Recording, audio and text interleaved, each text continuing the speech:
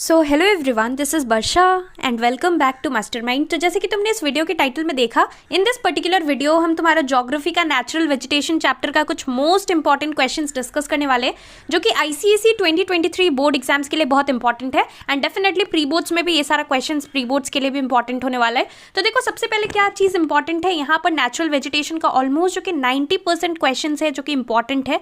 तुम्हारा 90% इस particular chapter का सिलेबस कंप्लीट हो जाएगा अगर तुम ये सारा क्वेश्चन अच्छे से कर लेते हो।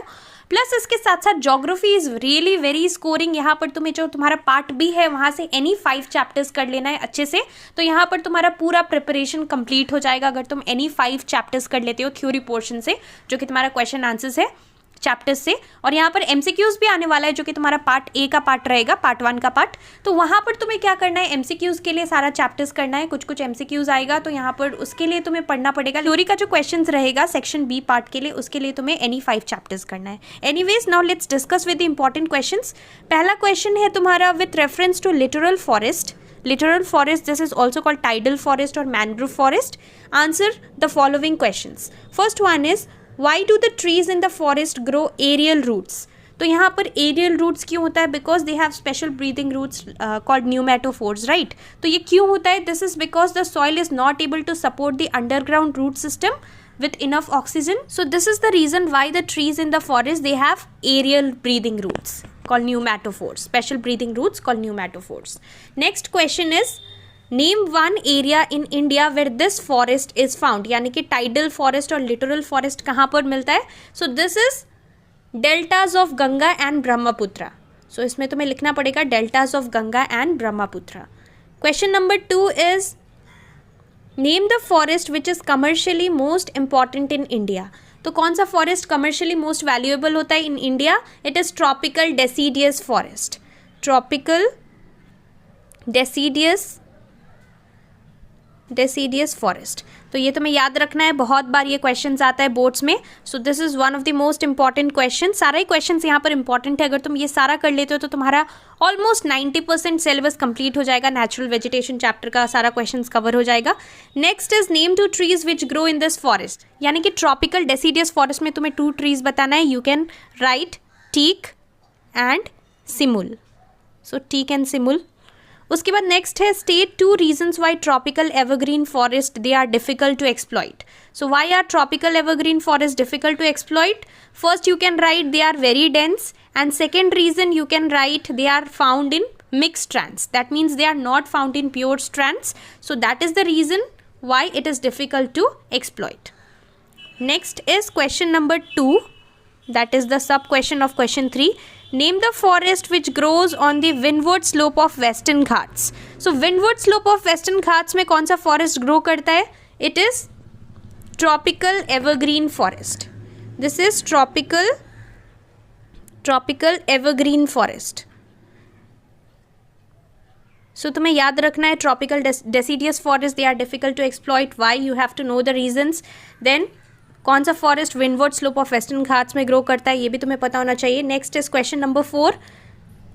Name the natural vegetation found in the delta of Ganga river. So natural vegetation which is found in the delta of Ganga river, it is tidal forest. Question number 1 में भी हमने डिस्कस किया था, क्वेश्चन नंबर 1 का सब पार्ट 2 में।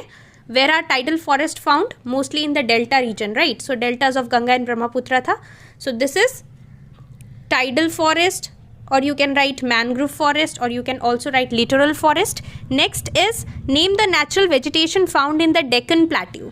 Deccan Plateau में कौन सा natural vegetation होगा? It is tropical desert forest. So desert forest होगा.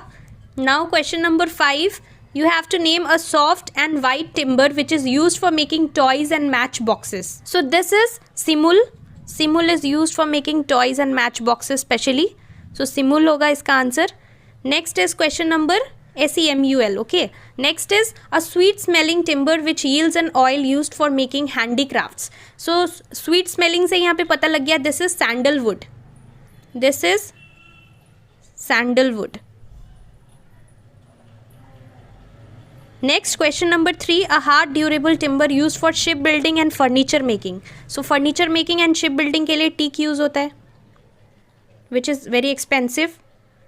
Now question number 6, give one important use of each of the following trees. Trees का तुम्हें बताना इंपॉर्टेंस। फर्स्ट है सुंदरी ट्रीज।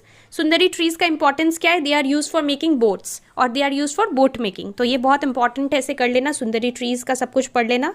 उसके बाद नेक्स्ट है तुम्हारा सैंडलवुड। सैंडलवुड का important use you can write, it is use for making perfumery, it is use in perfumery and also for making handicrafts.